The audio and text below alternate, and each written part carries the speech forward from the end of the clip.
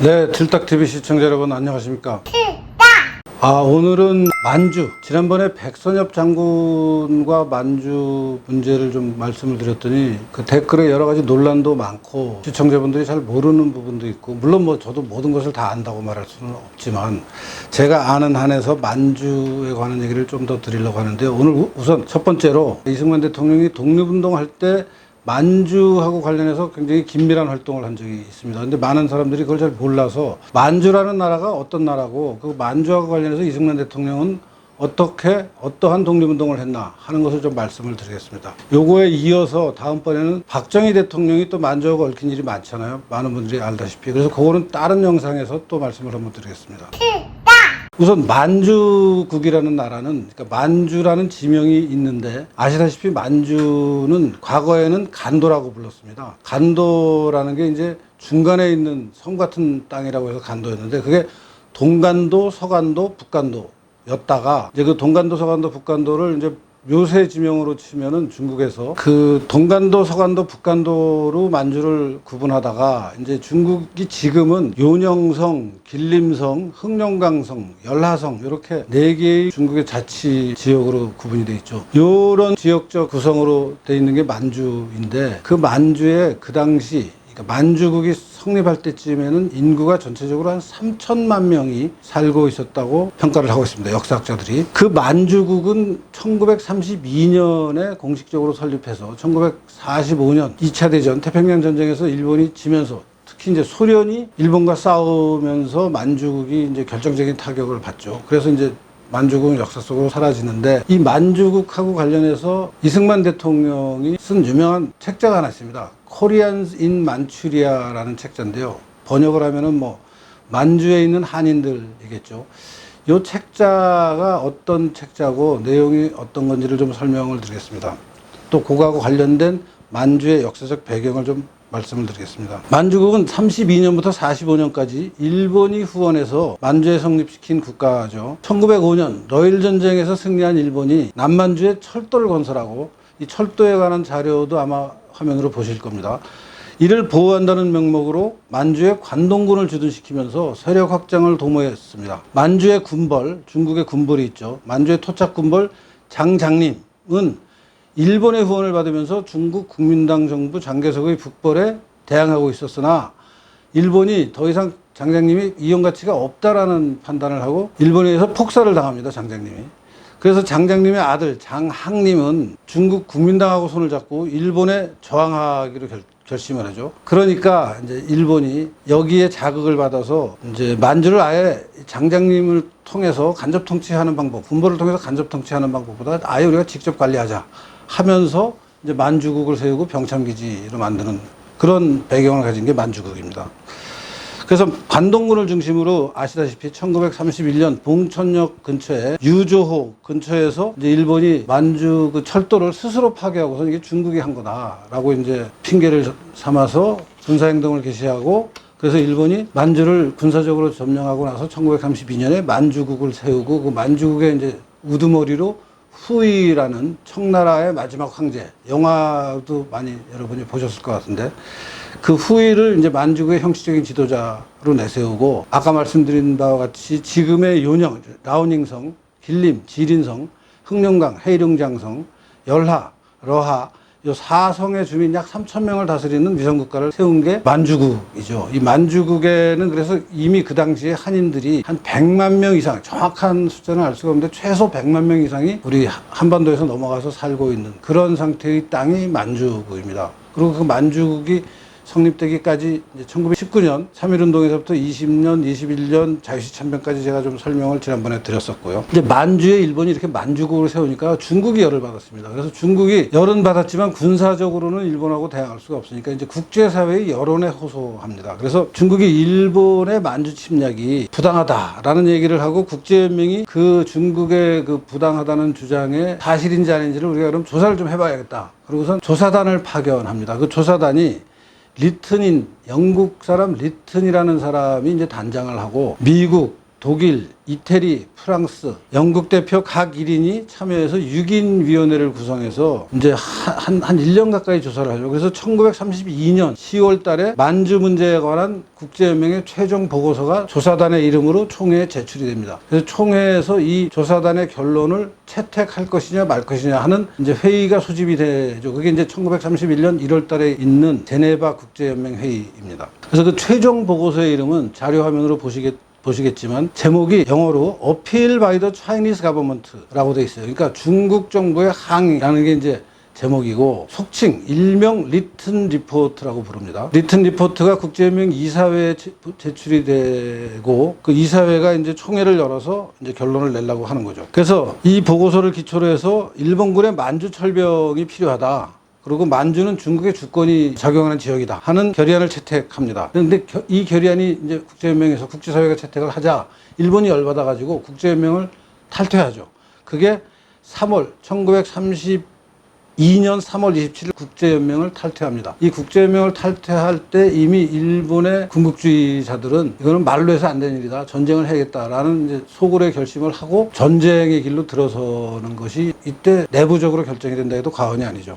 그래서 37년에 중일전쟁, 41년에 태평양전쟁이 발발하고 일본이 초기에는 승리하는 것 같이 보이다가 이제 미국의 반격이 본격화되면서 패퇴의 길로 들어서 알다시피 45년 8월달 일본이 항복하는 거죠. 이 국제연맹 회의가, 이승만이 그때 미국에서 독립운동을 하다가 이런 국제연맹 회의가 열리는 것을 알고 전격적으로 이 제네바에 와서 만주 문제하고 관련해서 나도 할 말이 많다, 특히 만주 문제를 해결하려면 거기 사는 한인들의 문제를 해결해야 되고, 이 한인들의 문제를 하려면 조선을, 한국을 독립시켜야지 된다라는 얘기를 합니다. 국제사회를 상대로. 물론 그 당시 이승만은 아무런 공식 타이틀이 없는, 국제사회가 인정해 줄 만한 공식 타이틀이 없는 식민지 조선의 자칭 스스로 이제 독립운동가로 거길 가서, 그렇지만 여러 네트워크가 굉장히 좋고 미국 사회나 국제사회에 굉장히 인지도가 높아서 개인적인 친분이나 이제 독립운동을 하면서 쌓아놓은 친분을 가지고 국제연맹에 온 여러 국제회의 대표로 온 사람들을 상대로 한국의 독립이 필요하다라는 얘기를 하죠. 그래서 33년 1월 5일부터 제네바에 간 이승만이 리튼 리포트가 이제 방대합니다. 그 방대한 리튼 리포트에서 한인들 얘기가 나오는 부분,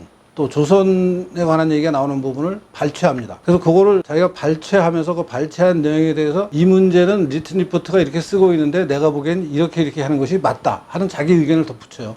그래서 만든 책자가 코리안스 인 만추리아라는 책자인데요. 이 책자를 만들어서 국제연맹 사무국을 찾아가서 이것을 회의 참가자들에게 다 한 부씩 발송을 해라. 그 사람들이 이걸 보고 국제연맹 회의에 참석하도록 해달라고 해서 실제 배포가 다 되도록 하고요. 소책자에는 이승만 대통령이 직접 이런 말을 써놨어요. 영어로 Extracts from the written report with comments by Dr. 승만 리.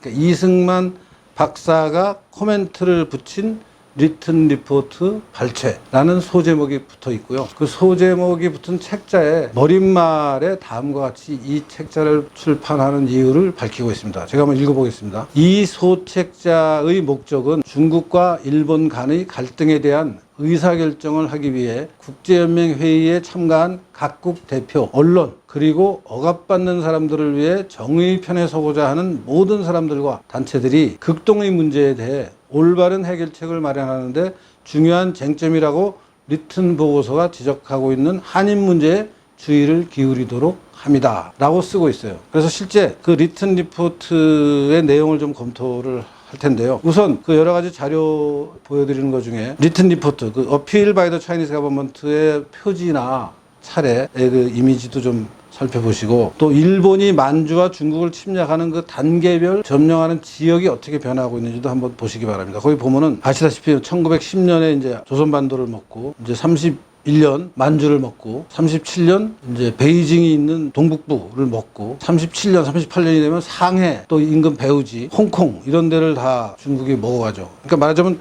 30년대가 되면은, 30년대 후반이 되면은 일본은 만주에 관한 치안을 이미, 물론 그게 정당하냐 안 하냐는 다른 문제입니다. 현실적으로 만주를 지배하는 건 일본이 됩니다. 치안을 이제 일본이 책임지게 되는 거죠. 일본이 관할하는 지역이고, 37년에는 베이징 북쪽에 있는 화북 지역이라고 그러죠. 거기도 다 중국이 뺏겼어요, 일본한테. 사실 그러니까 30년대 들어오면서부터 만주에서 독립운동이 있었고 그 독립운동 와중에 만주군산의 간도특수대에서 때려 잡혔다라는 얘기는 사실은 그렇게 설득력이 없는 얘기입니다. 왜냐하면 지금 지도에서 보시다시피 만주, 그다음에 중국 북경까지 전부 일본이 관할하고 있어요. 다시 그 코리안진 만추리아로 돌아가겠습니다. 그 이제 토지와 차례를 이미지를 좀 보실 수 있을 텐데요.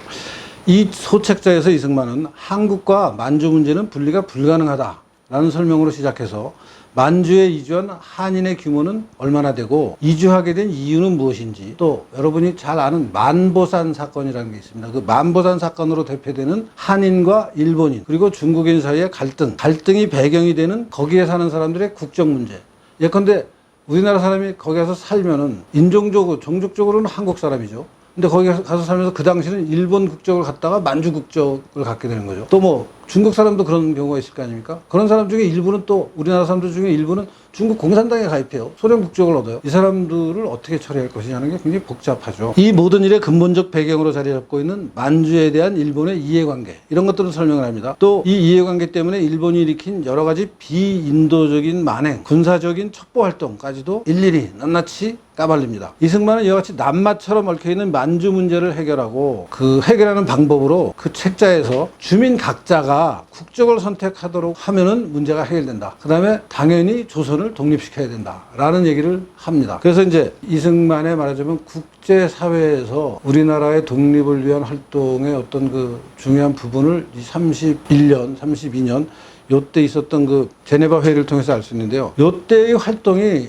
이제 크로스 체크를 할 수 있는 게 이승만 대통령이 일기를 남겨요. 그래서 그 일기가 2015년에 대한민국 역사박물관하고 연세대학교 이승만 연구원이 공동으로 출판해서 국역 이승만 일기, 또 뭐 영문은 영문대로 영문 이승만 일기 다 있는데요. 그 국역 이승만 일기에 나온 1933년의 일기를 한번 보겠습니다. 33년 1월 13일입니다. 제네바 회의 직전이죠. 제네바 미국 영사 길버트와 이제 대화를 하고 나서 이승만이 일기에 쓴 겁니다. 1910년 강대국들은 일본의 세계정복 계획을 알지 못했다. 한국이 일본의 식민지로 떨어졌을 때 일본이 세계정복 계획을 갖고 있었는지 알지 못했다. 단지 한국을 희생시키면 일본은 이에 만족하고 만주에서 개방정책을 펼칠 것이라고만 믿었다. 그러나 언젠가는 전 세계가 속았다는 것을 알게 될 날이 오리라는 것을 나는 알고 있었다.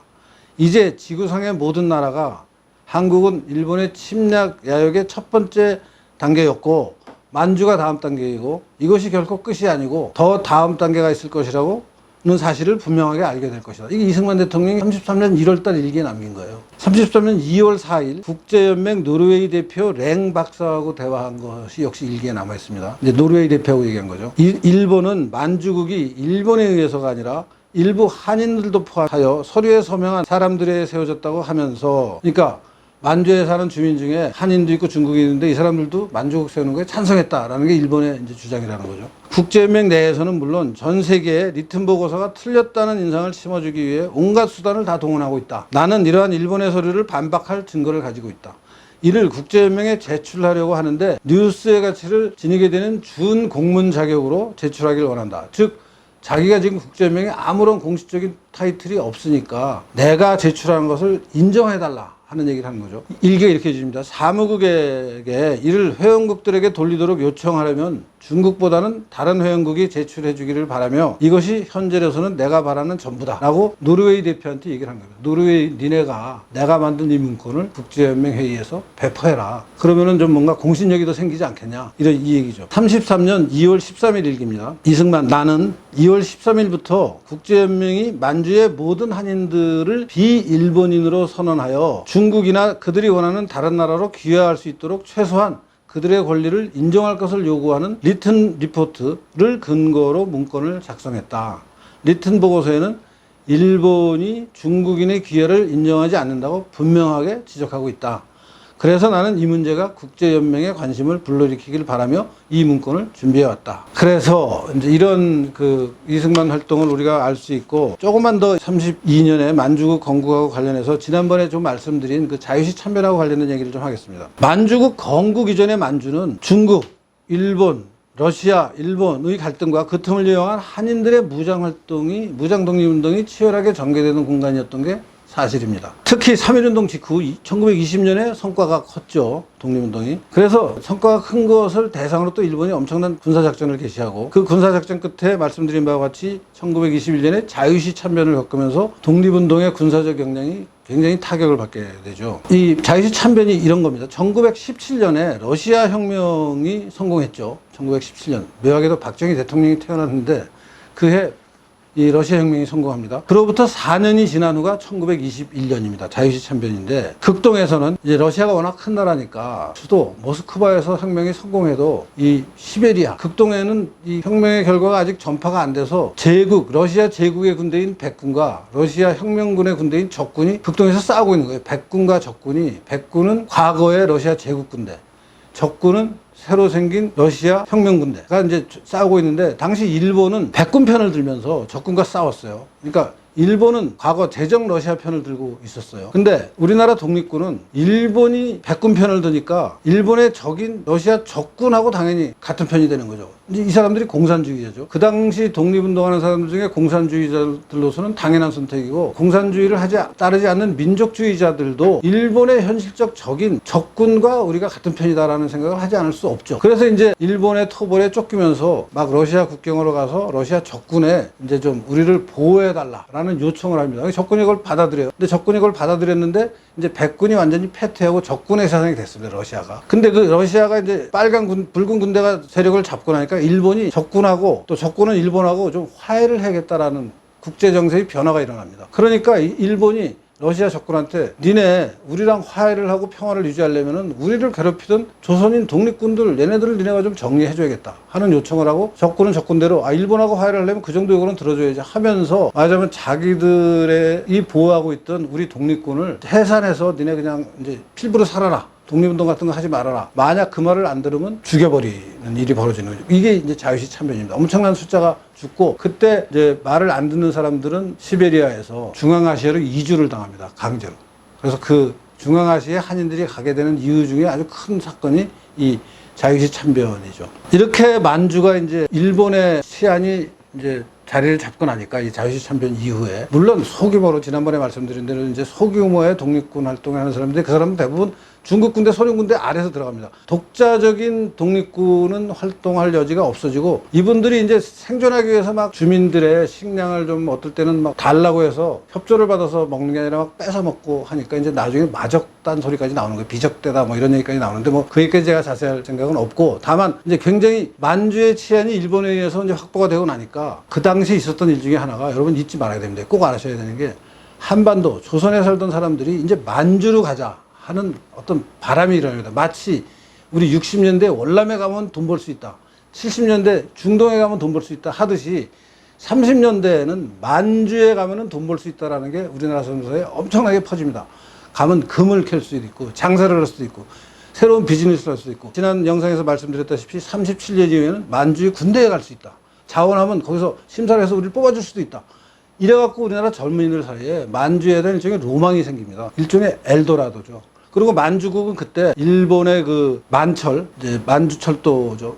엄청난 그 개발 사업을 했고 또 닛산이라고 지금도 있는 일본 회사가 있잖아요. 그 닛산이 이제 그 만주에 만주 중공업 개발 주식회사 만업을 만듭니다. 그래서 이제 그 만주를 막 개발하는 작업을 하죠. 이렇게 막 개발이 시작되고 하니까 조선에 있는 젊은이들이 만주에 가면은 우리 나 돈 벌 수 있다. 엘도라도다 거기가. 황금알을 낳는 지역이 이제 만주다라고 돼서 이 만주를 향한 당시 젊은이들의 로망을 또 보여주는 책자들이 많이 있습니다. 그렇지만 평양전쟁의 막바지에 소련이 참전하면서 이 만군이 이제 패퇴하기 시작하고 뭐 참전한 시간은 얼마 안 됩니다만 후이가 체포돼서 죽죠. 그러면서 이제 만주는 사라지죠. 만주국이라는 나라가 세워졌다가 사라지는 와중에 우리나라 사람들의 반응, 만주국을 상대로 이승만의 독립운동 이런 것들을 살펴봤습니다. 감사합니다. 오늘 보신 영상이 좋으면 구독과 좋아요 부탁드립니다. 별 딱